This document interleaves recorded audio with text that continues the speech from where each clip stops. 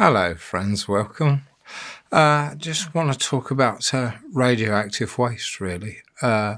Nuclear fission produces nuclear waste that can stay in the it stays radioactive for up to 1,000,000 years or millions of years, some of it.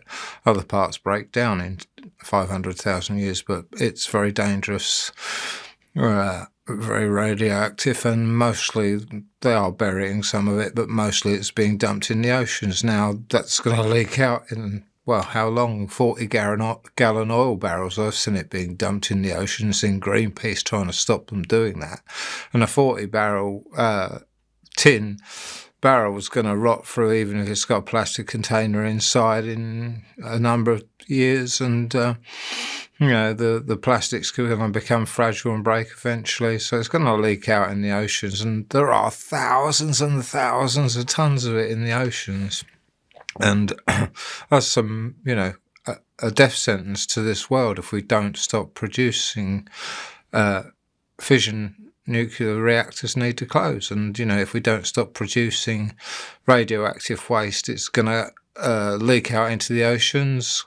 It's going to mutate and deform and mutilate life. It's going to go up into the clouds, evaporate up into the clouds from the oceans, rain down on the land. Nobody will be safe from it. So it's a death sentence if we don't stop doing it, for sure. Now, personally, myself, I'd like to see us turn completely green, and, wind farms on land, which is the easiest and cheapest place to put them. And they've banned them from being built on the land in the UK. Absolutely bloody ridiculous, because a few people complain about the eyesore they are, and they're building them out at sea, which is great, and they're out the way there, and people are still complaining about it. So it doesn't make no difference whether you build them on the land or at sea. Everybody's going to complain about their view being spoiled.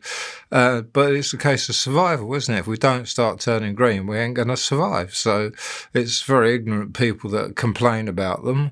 And I know somebody that lives in a village, and they've got one wind turbine. It supplies the whole village. It's their own. They paid for it. And, their electricity is reduced because of it quite significantly. So it's great, isn't it? And more schemes like this, the better. In that village, they share all their produce from the allotments and gardens, and, put it out for people to take home when they got excess amounts of it. It's a brilliant community spirit, and, inspiring, isn't it? So anyway, so fission reactors are very dangerous, and, they all need to close forthwith, immediately, as soon as possible. And we need to go all green to renewable sources, wind power, water power, and solar power, of course, which is a good form of getting energy. But fusion reactors, rather. So nuclear fusion reactors only produce a low level of radioactive waste that's not that active for that long, and mostly produce helium gas, which is an inert gas, which won't harm. So they're much safer. So if we're going to do something, we need to do that.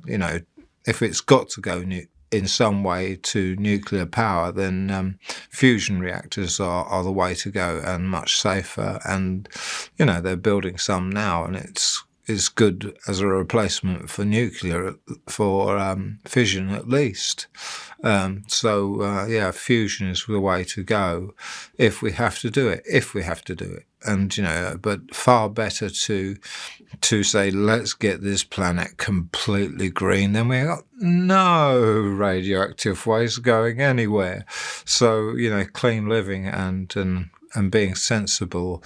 So, I've seen these dams they've been building on little rivers, and they're just like a spiral. It diverts the river into a spinning circle, and it goes smaller and smaller and further down into the ground until it goes down and powers a water turbine, and then the water goes straight through it and back into the river again. So it's doing no harm, total clean energy.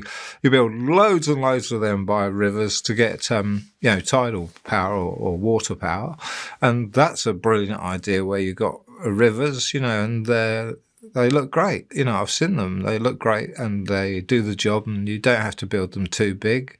And, hydro dams and other things like this as well are great. And, Solar farms are really brilliant. They take up quite a bit of land, but they're brilliant. Wind farms, we need to get it legalised to build them on land again in this country and all others.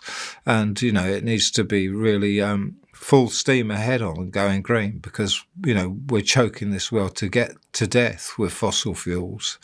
And, there's those that make a lot of profit out of them. They're reluctant to give them up, and that includes governments. They're reluctant to give them up too, because they get a lot of taxes out of petroleum, fuel at the pump. They charge you taxes, and they charge taxes on the producers for every barrel of oil they produce. The governments are rubbing their hands with glee, getting great profit from this, and they're issuing new licenses to go out and drill for more other stuff and gas and oil, and it needs to stop. It's utter madness, because they can see global warming and they're ill prepared to do anything about it. So the only thing that can stop them, as I said in another video, is people power. We must protest to our government representatives, ministers and governments and representatives of governments, to support change, to change over to green energy, and vote for it. Vote for the party that's prepared to turn green quickly, because if we don't, we're putting a death sentence on ourselves, because we can already see all the conditions, the weather patterns changing, great fires, floods, droughts happening around the world, and it's getting worse and worse and worse. And year by year, it will continue to get worse over time, and we'll end up killing ourselves if we don't stop this nonsense.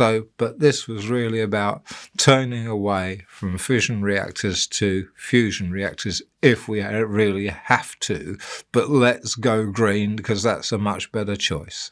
Anyway, thanks for watching. Love and light to your friends. Take care. Neil.